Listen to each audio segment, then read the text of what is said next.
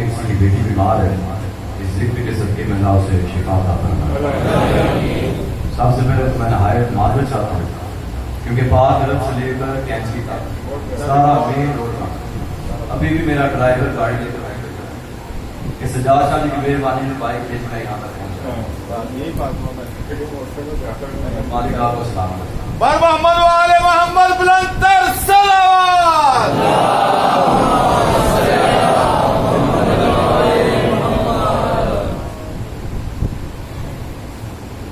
مامون نے میں نے کوئی لمحہ ضائع نہیں کیا،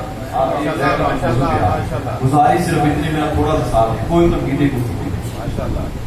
مامون نے امام علی رضا علیہ السلام کو خط لکھا اور کہا کہ آپ خراسان آئے اور میرے ولی عہد جانشین بنے، اگر آپ نہ آئے تو میں آپ کے تمام چاہنے والوں کو قتل کروں۔ اور یہ وہی دور تھا جب سے عباسیہ دور میں سب سے زیادہ سادات کو قتل کیا۔ امام نے مدینہ سے ہجرت کی خراسان آ گئے، اور اس مامون نے کیا کہ اس نے عرب کے بڑے بڑے سرداروں کو بلایا دربار میں کہ لوگ دیکھیں آج میں نے محمد کے بیٹے کو اپنا جانشین مقرر کیا۔ اور اس نے دربار میں 200 کرسی نصب کی، کتنی؟ 100 دائیں طرف 100 بائیں طرف، اور درمیان میں وسیع دستر تھا، اور ان کے سامنے ایک ممبر بنایا، ممبر کے پیچھے 2 کرسیاں اور گھمائیں، ایک مامون اپنے لیے اور ایک امام رضا کے۔ جب 200 سردار عرب کا آ گیا، کرسیوں پر بیٹھ گئے، تو ہر کرسی کے سرحانے ایک کالا حبشی کھڑا تھا جس کا کام تھا صرف ہوا دینا۔ اب پورے دربار کی نگاہ تھی مامون کے چہرے پر، تھوڑی سی آواز اٹھا لی کہ مامون کھانا شروع کرے تو ہم کھانا کھائیں، آخر بادشاہ۔ مامون کی نگاہ تھی فرزند رسول کے چہرے پر کہ امام کھائیں تو ہم کھائیں، اور خدا کی قسم امام کی نگاہ تھی ان کالے حبشیوں کے چہروں پر۔ میں نے پہلے کہا تمہیدی گفتگو نہیں ہوگی، اس نے ولی عہد بنا تو لیا لیکن امام نے وہی کام کیا جو ان کے اجداد کرتے رہے۔ امام نے فرمایا تم لوگ کیا کھڑے ہو کر کھانا کھاؤ گے؟ مامون نے کہا غلام ہے۔ امام فرماتے ہیں کہ انہیں بھوک نہیں لگتی۔ پورے دربار میں کہتا بلند ہوا کہ دیکھو مامون نے کس بندے کو ولی عہد بنایا جسے اتنی بھی خبر نہیں کہ نوکر مالکوں کے ساتھ بیٹھ کے کھانا نہیں کھاتے۔ امام فرماتے جب تک یہ کھانا نہیں کھائیں گے میں بھی نہیں کھاؤں گا۔ اب جاتا تو جاتا کہاں، کرتا تو کرتا کیا، تو مولا پھر کیا کرنا چاہیے؟ دعوت جو امام کی تھی۔ امام فرماتے دیکھو ہم عدل کریں، تو مولا کیجئے، کہا ہر سردار کے ساتھ ایک کالے حبشی کی کرسی لگائی جائے۔ آپ نے لفظوں پہ غور کیا ہی نہیں، 200 کرسیوں کے ساتھ 200 کرسیاں اور لگی۔ امام نے فرمایا کھانا شروع کیا جائے، جتنے کالے حبشی تھے ٹکا کر کھانا کھاتے رہے، جتنے عرب تھے اپنا دامن بچاتے رہے۔ جیسے ہی کھانا ختم ہوا 200 عربی اٹھ کر اپنی جگہ سے ناک چڑھا چڑھا کے دربار سے نکلتے رہے۔ 200 حبشیوں نے قطار بنائی، ایک ایک حبشی آ کر امام رضا کے ہاتھ پر بوسہ دیتا اور بوسہ دے کر کہتا ہمیں آج پتا چلا وہ اللہ واقعی عادل ہے، وہ بہتر جانتا تھا کہ امامت اور رسالت کو کس خاندان میں رکھنا ہے۔ ہماری بات کو سلامت ہے۔ مدینہ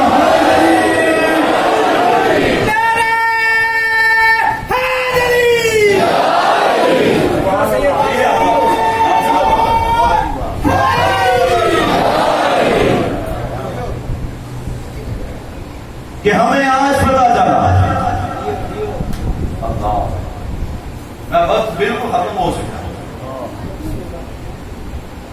اسی مامون کے دربار میں ایک تاجر آیا، اور تاجر تھا بھی غریب، بدو تھا۔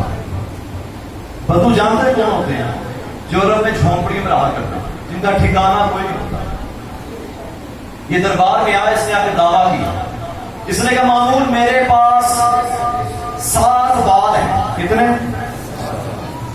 اور یہ اللہ کے رسول کی داڑھی کے بعد پیغمبر اسلام کی داڑھی مبارک کے ساتھ بات، اور میں چاہتا ہوں کہ تو اس کی زیارت کر اور اس کے بدلے میں مجھے کوئی بہترین انعام دے۔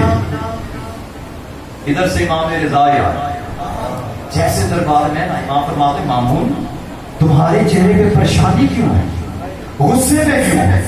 کہا مولا دیکھیے ایک شخص آیا، اس کا دعویٰ ہے اس کے پاس اللہ کے رسول کی داڑھی مبارک کے ساتھ بال اور مجھ سے انعام چاہتا ہے، اگر وہ اپنے دعوے میں سچا ہے اور میں انعام نہ دوں تو میری شان و شوکت کے خلاف ہے، آخر بادشاہ اگر جھوٹا نکلا تو لوگ میرا مذاق بنائیں۔ امام فرماتے مامون بال کہاں پر؟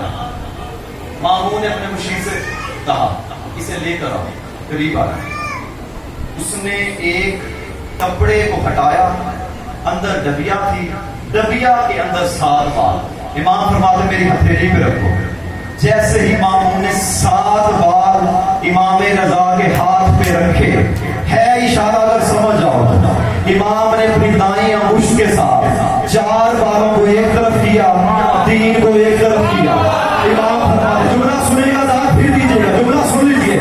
امام فرماتے جو 4 بال ہے نا یہ ہمارے نانا کے ہیں، یہ جو 1 2 3 3 ہے یہ ہمارے نانا کے ہیں۔ کیا کہتے ہیں آپ؟ مامون کہنے لگا مولا دلیل کیا دلیل ہے کہ 4 بال آپ کے نانا کے اور 3 بال آپ کے نانا کے ہیں؟ امام فرماتے ہیں کیونکہ ان 4 بالوں میں سے مجھے اپنی خوشبو آ رہی ہے۔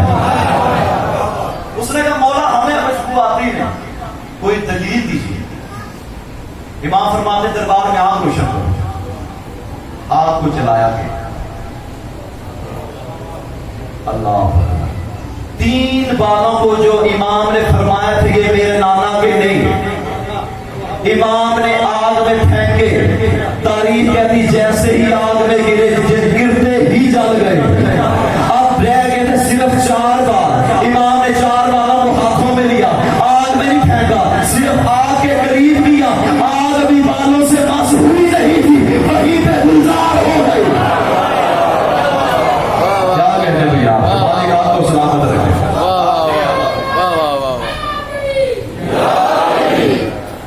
وہیں پر گلزار ہو، میں نے پہلے کہا کوئی وقت ضائع نہیں ہوگا، وقت پہلے وہ ضائع ہو چکا، بغیر کسی گفتگو کے وقت ضائع کیے میں روایت پڑھتا تھا۔ آپ میرا تھوڑا سا ساتھ دیں، جو ساتھ دے رہے ہیں آپ کو میں شکر گزار۔ ابراہیم بن سہل کیا نام ہے؟ یہ امام علی رضا کی امامت کا قائل نہیں تھا، لیکن امام موسیٰ کاظم علیہ السلام کا امامت کا قائل تھا۔ یہ کہتا ہے کہ میں گلی میں آیا، میں دیکھتا کیا علی بن موسیٰ رضا گدھے پر سوار ہو کے آ رہے ہیں، یہ اب مایوس سمجھا جاتا ہے گدھے کو، ورنہ پہلے انبیاء گدھوں پر سوار ہوا کرتے، کھچر تھے، گھوڑے تھے، اونٹ تھے۔ کہتا میں قریب آیا اور میں نے آ کر کہا کہ آپ کے بابا نے آپ کی امامت پہ کوئی نص نہیں، لیکن آپ کے شیعہ کہتے ہیں کہ آپ امام ہیں۔ امام فرماتے تمہارے نزدیک امام کون ہوتا ہے؟ کہتا میرے نزدیک امام وہ ہوتا ہے جو غائب کی خبر دے، مردے کو زندہ کرے اور پھر زندے کو مردہ کر۔ 3 چیزیں کہیں، غائب کی خبر، مردے کو اور زندے کو مردہ کرے، وہ میرے نزدیک امام ہوتا ہے۔ امام مسکرات فرماتے ابراہیم بن سہل یہ تمام اوصاف تو مجھ میں موجود ہیں۔ امام فرماتے ابراہیم جب تم گھر سے چلے تھے تو تمہاری جیب میں 5 دینار تھے اور تمہاری بیوی کو مرے ہوئے 1 سال ہو چکا۔ ابراہیم سوچنے لگا کہ بیوی کا تو ہو سکتا ہے کسی نے بتا دیا ہو کہ میری بیوی مر چکی ہے، لیکن 5 دیناروں کا تو کسی کو پتا ہی نہیں، یہ تو میرے اور اللہ کے علاوہ کوئی جانتا ہی نہیں۔ ابھی یہ سوچ رہا تھا، امام فرماتے ابراہیم تو نے کہا تھا تیرے نزدیک امام وہ ہوتا جو مردے کو زندہ کرے، امام فرماتے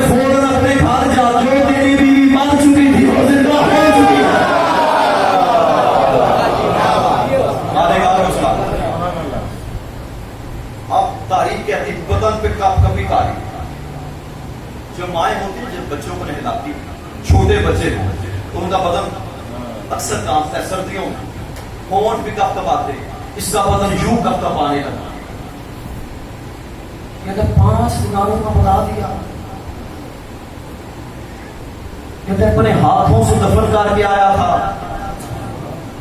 مرے ہوئے 1 سال ہو گیا میری بیوی کو، اب وہ گھر میں چلے گی، کھائے گی، پیے گی، آخر تھا تو انسان ہی نا.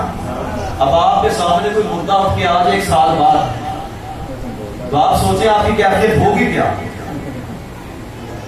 تصور تو کیجیے بتا کے بتا. امام فرماتے ابراہیم سوچو نا، ڈھال جاؤ اور سنتے جاؤ. پورے 1 سال کے بعد تیری تیسری شرط یہ تھی جو زندے کو مردہ کرے. امام فرماتے پورے 1 سال کے بعد میں دوبارہ اسے مردہ کر دوں گا. امام فرماتے گھر جاؤ گے تو وہ کھجور کھا رہی ہے. کیا کھائے گی؟ آپ یہ بدن اس کا کام رہے گا، اب تک گھر پہنچا.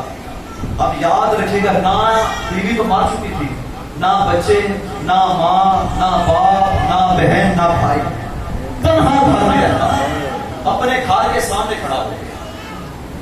محلے کے کچھ لوگ گزر رہے تھے، ان کے ابراہیم نہ تیری بیوی، نہ تیرے بچے، نہ تیرے گھر والے، کیا سوچ رہا ہے؟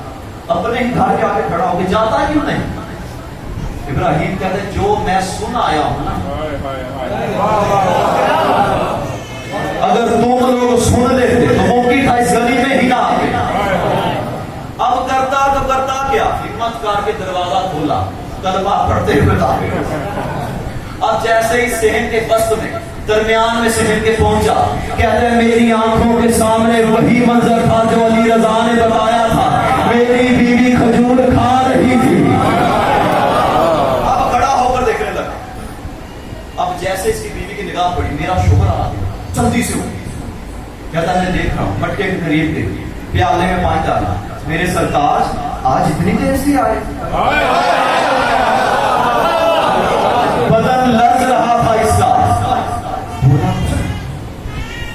پانی پکڑانے لگا، ہاتھ کانپا، پکڑ دیا گیا. میرے آقا سردار یہ کھانے کا وقت ہے، کہیں تو کھانا لگا، مجھے بھوک نہیں. بیوی پلٹی، گھر کے کاموں کاجوں کو چھوڑ، کبھی جھاڑو دے رہی، کبھی کچھ کر رہی، کبھی کچھ کر رہی، کبھی کچھ کر رہی. یہ کھڑا ہو کے دیکھ رہا، ایک مرتبہ پانی کو بھی دیکھتا ہے، بیوی کو بھی دیکھتا ہے. جو پانی پینے کے لیے دیا گیا اس میں ہاتھ ڈال کے چہرے پہ مارا، کہیں میں کوئی خواب تو نہیں دیکھ رہا. جب کچھ نہ کر سکا، ہار گیا، تھک گیا تو چیخ اٹھا. اس نے کہا خدا کی بندی، تجھے اپنے ہاتھوں سے گزر دیا تھا، دفن دیا تھا، دفن کر کے آیا تھا، تو 1 سال بعد زندہ کیسے ہو گئی؟ اس نے کہا میرے سرتاج میں تو قبر میں سوئی ہوئی تھی، ایک شخص میرے قریب آیا، اس رنگ کا ماما پہن رکھا تھا، ایسی داڑھی رکھی ہوئی تھی، میرے قریب آ کر کہتا ہے اپنے شوہر کے گھر چلی جا. اب خاموش، بیوی چپ. اس نے کہا سرتاج آپ یہ کیوں پوچھ رہے ہیں؟ اس نے کیا کہا؟ کس رنگ کا ماما تھا؟ کالے رنگ کا ماما، ابا تبا کالے رنگ کی، خوبصورت نوجوان، چہرے پہ داڑھی اچھی. دل میں سوچنے لگا. اب میں دھیمے سے لہجے میں جملہ کہوں گا. اب میں نے دیکھنا کہ آپ لوگ بولتے کس انداز. دل میں سوچنے لگا، دل میں سوچ کے کہتا ہے جو حلیہ میری بیوی بتا رہی ہے یہ تو علی رضا کا ہے. اب گھبرایا، پیٹا، کیا کر پسندہ ہو گئی. میرے سرتاج جب گھبرائے نا، علی رضا نے آپ سے اور کیا کہا؟ انہوں نے صرف اتنا فرمایا کہ 1 سال کے بعد تو دوبارہ مردہ ہو جائے گی. کہتے ہیں بس اتنا ہی کہا. کہاں اتنا ہی کہا؟ کہتے ہیں پھر اگلی خوشخبری مجھ سے سن لیجیے کہ علی رضا نے مجھے قبر میں کہا تھا کہ تجھے 1 سال کے لیے ہم زندہ کر رہے ہیں، 1 سال کے اندر اندر تیرے ہاں بچہ پیدا ہوگا، پھر تو مردہ ہو جائے گی. اٹھا چیخ کے ابراہیم، کہتے جب تم نے چلے ہی جانا ہے تو اتنا چھوٹا بچہ میرے پاس چھوڑ کے کیوں جا رہے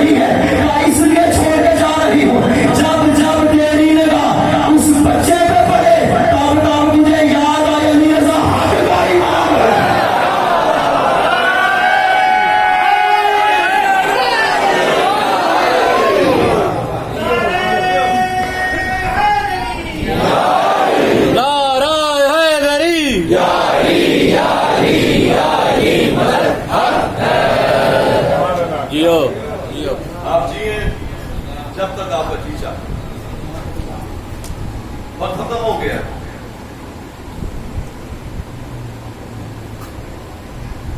آج ان دو شہزادوں کے تابوت آنے ہیں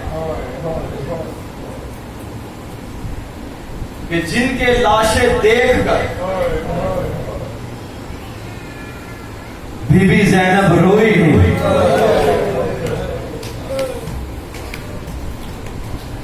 جنہوں نے گریا کر کے مالک آپ کو سلامت رکھو. یاد رکھیے گا آج ہم نے بی بی زینب کو غصہ دینا ہے. وہ جانتے ہیں بی بی کا لقب کیا ہے؟ ام المصائب، مصائب کی ماں، جو ہر شہید کو روئی ہے سوائے اپنے بچوں کے. آج حق ادا کرنا رونے کا کہ بی بی زینب کو پتا چلے جنہیں وہ کربلا میں رو نہیں سکی اس کے عزادار رو رہے ہیں.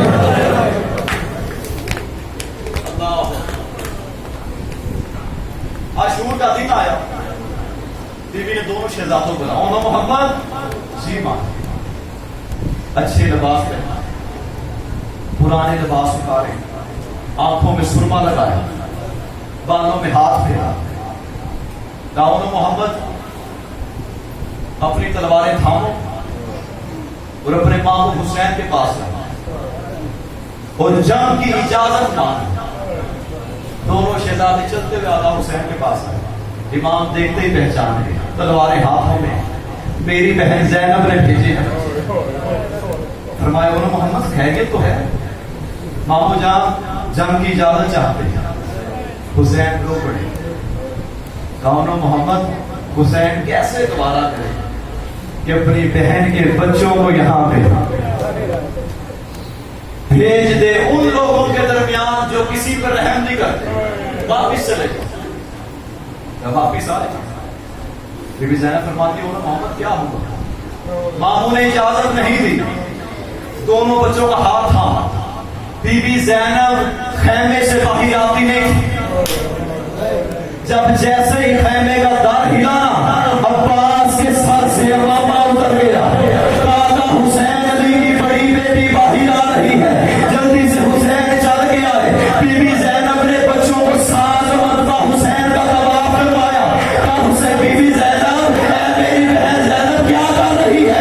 کہا بھیا حسین تجھ نہیں کر رہی، یہ تیرا صدقہ ہے.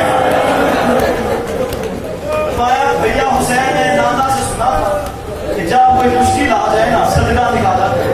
میں نے صدقہ نکالا، یہ بچے تیرا صدقہ ہے. اور نانا فرمایا کرتے تھے صدقہ کو زیادہ دیر تک گھر میں رکھا نہیں کرتے، انہیں میدان میں بھیج. آقا حسین نے اجازت دی. دونوں شہزادے کھڑے ہو گئے. انہوں نے محمد کو دیکھا، محمد نے ان کو دیکھا. دونوں بھائی چلے. کہتے ہیں اماں ہمیں بچپن میں، ہاں تو بھی بچپن، کہتے ہیں جب آغوش میں لیتی تھی نا ہمیں ہماری نانی کی داستان سناتی. ہم وہی بات جا کر اپنے ماموں حسین سے کرتے ہیں. ہمیں حسین اجازت دیں گے. دونوں شہزادے چلتے ہوئے آقا حسین فرمائے دونوں محمد میں نے تمہیں کہا نہیں تھا کہ جنگ کی تمہیں اجازت نہیں ہے؟ جانتے دونوں نے کیا کہا؟ دونوں شہزادے کہتے ہیں آقا حسین ہم میں ہمت نہیں ہے، ہم میں حوصلہ نہیں ہے کہ ہم وہ منظر دیکھ سکیں. حسین فرماتے میرے بچوں کس منظر کی بات کرتے ہو؟ کس چیز کا حوصلہ نہیں ہے تم میں؟ کہ ہماری ماں بتاتی تھی کہ آپ کی عمر ہمارے جتنی تھی کہ مدینہ کے لوگ گھر میں داخل ہوئے، آپ دیکھتے رہے، ہماری نانی کو تماچے لگے. ماموں ہم جانتے ہیں اس میدان میں کوئی بچے گا نہیں. محمد میں اتنا حوصلہ نہیں کہ ہمارے سامنے ہماری ماں زینب کو کوئی تماچے مارے. چیخے مار کے رو رہے. اگر آج بھی رونا نہیں آتے تو نہ کرے. کہا محمد اجازت ہے جنگ کی. دونوں شہزادے آئے. ہر بیوی نے محمد کو ودا کیا. سب سے آدر میں ماں کے خیمے میں آیا. جیسے خیمے میں محمد آئے نا بی بی نے پلٹ کر دیکھا. کہا محمد ابھی تک زندہ ہو.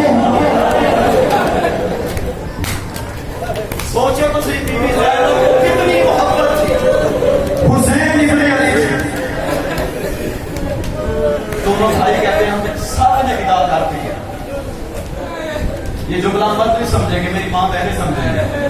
جب بچہ ایک شہر سے دوسرے شہر جانے لگے نا، سفر پہ جانے لگے، تو ماں سارے رستے جب وہ سفر کرتا ہے گھر بیٹھ کے فون کرتی ہے، میرے بچے سفر صحیح گزرا، کوئی پریشانی تو نہیں، تم نے کھانا کھایا ہے.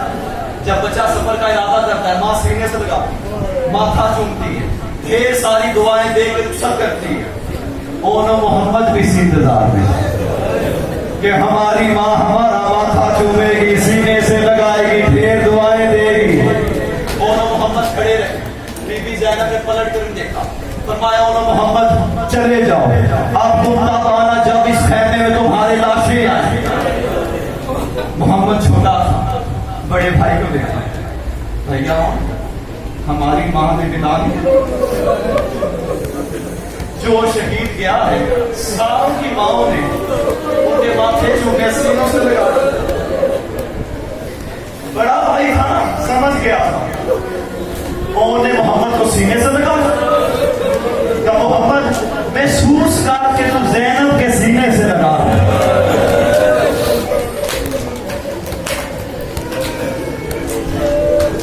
محمد محسوس کا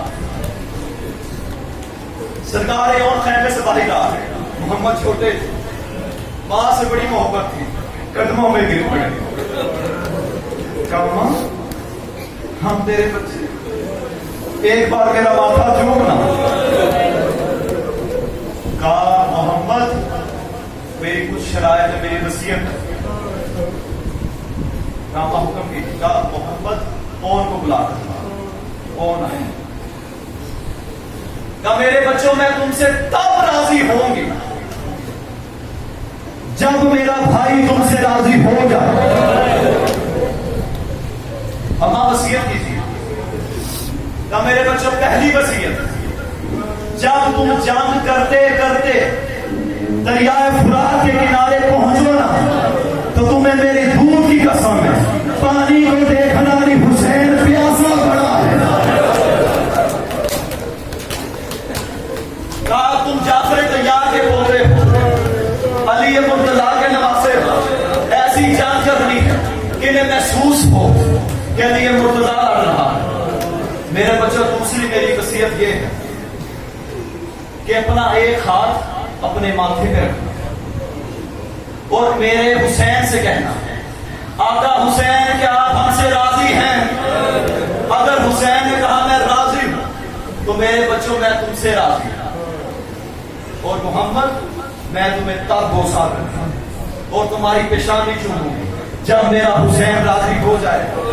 دونوں شہزادے باہر آ گئے. سجاد شاہ جلدی نہیں کرنی، جب میرا اشارہ ہے شبی آپ کا بلائیں. دونوں شہزادے چل کر آئے. ایک شہزادے کو حضرت عباس نے بٹھایا. یاد رکھیے گا جتنے کربلا میں تھے ہاشمی سب کے استاد حضرت مسلم ابن عقیل، اور جتنے نوجوان تھے نا حتیٰ کہ حضرت عباس کے بھی استاد مسلم ابن عقیل. اونو محمد کے علی اکبر کے شہزادہ قاسم کے استاد عباس تھے. عباس نے محمد کو گھوڑے پر بٹھایا، آقا حسین نے اون کو بٹھایا. تو پلٹ کرنا کچھ کر کے حضرت عباس کی آنکھوں میں آنسو آئے. آقا حسین نے عباس میرے بھائی تیری آنکھوں میں آنسو. عباس رو کے کہتے ہیں آقا ان کی جگہ میں نہ چلا جاتا. عباس ہوا کیا ہے؟ آقا دیکھیے نا محمد کے پاؤں کتنے چھوٹے ہیں، رکعتوں تک بھی نہیں آتے.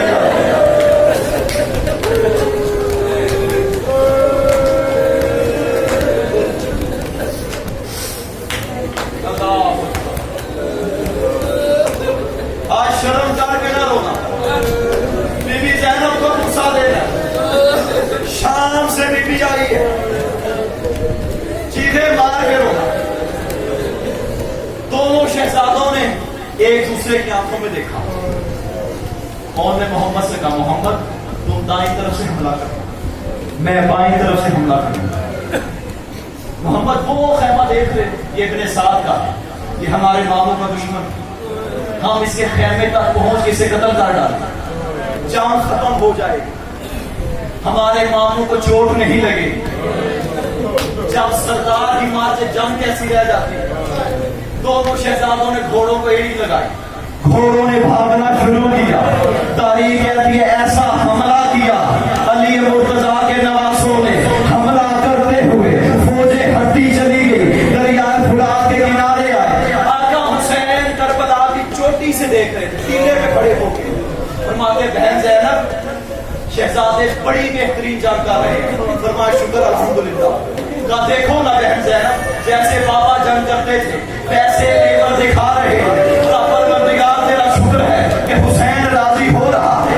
कहते ज़ैनब मुझे एक बात समझ नहीं आई, रोना ना है हाय जरूर करना। कहा का हुसैन कैसी बात? कहते जैसे ही उन्होंने मोहम्मद दरियाए फुरात के किनारे पहुंचते हैं दोनों आंखें बंद कर लेते हैं। माँ की वसीयत, पहली वसीयत को पूरा किया।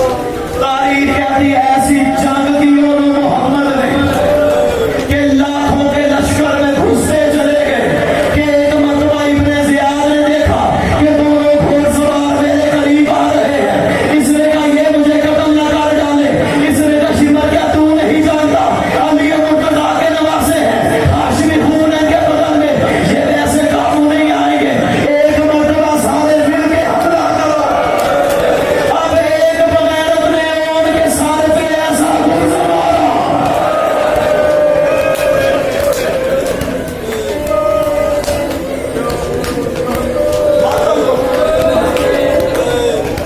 उसका लगना था उन घोड़े पे संभले, मोहम्मद छोटे थे। एक बगैरत में देखा ना ऊन को जब भूज लगा है, मोहम्मद देखा मेरे भाई जख्मी है, मोहम्मद ने अपने चेहरे को मोड़ा। एक बगैरत ने ऐसी तलवार मारी कि मोहम्मद का सारे दो हिस्सों में तकसीम हुआ कि जीन से जमीन पे आया। अब्बास सीने से देख रहे थे मेरा शहीद है। एक कुत्ते ने ऐसा नेज़ा मारा कि मोहम्मद के सीने में बेबस हुआ। उसने अब्बास को देखा, उसने नेज़े के समेत मोहम्मद का लाशा उठाया।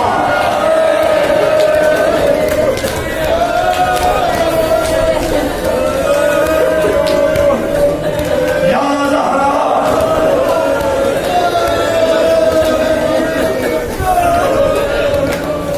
शिखर पार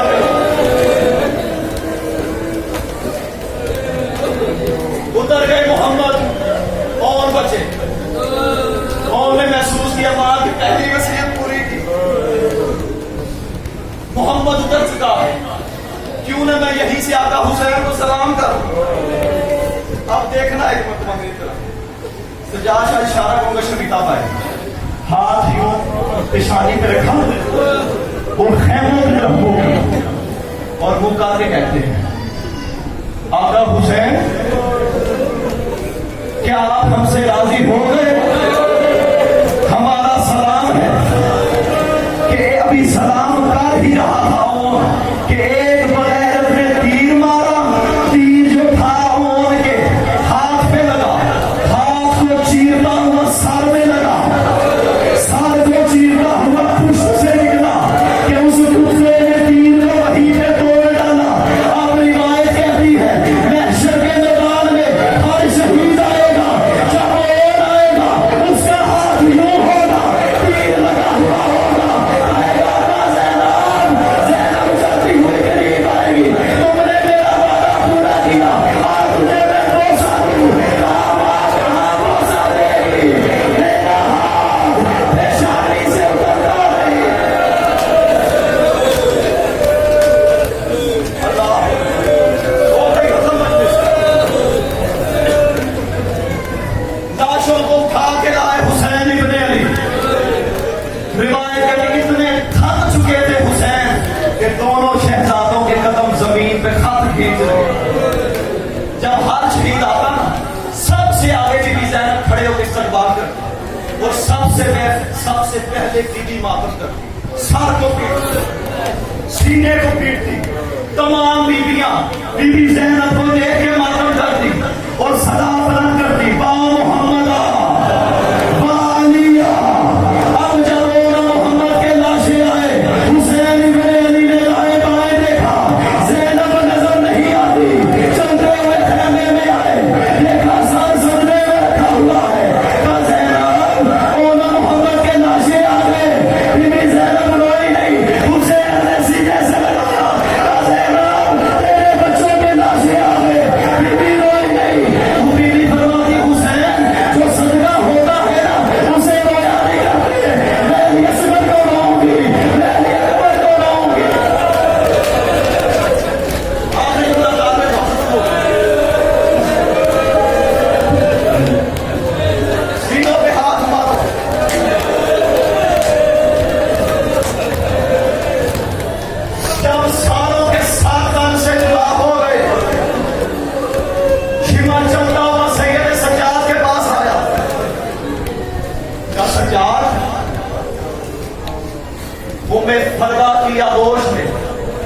कासिम का सर है, उम्मे लैला की गोद में अली अकबर का सर है। हर माँ की आगोश में उसके प्यारों का सर है। ये दो सर जो एक कोने में पड़े हैं, क्या इनकी माँ मर चुकी है? जानते हो बीबी ज़ैनब की आगोश में किसका सर था? हुसैन इब्ने अली का। महमलों पे सवार किया गया।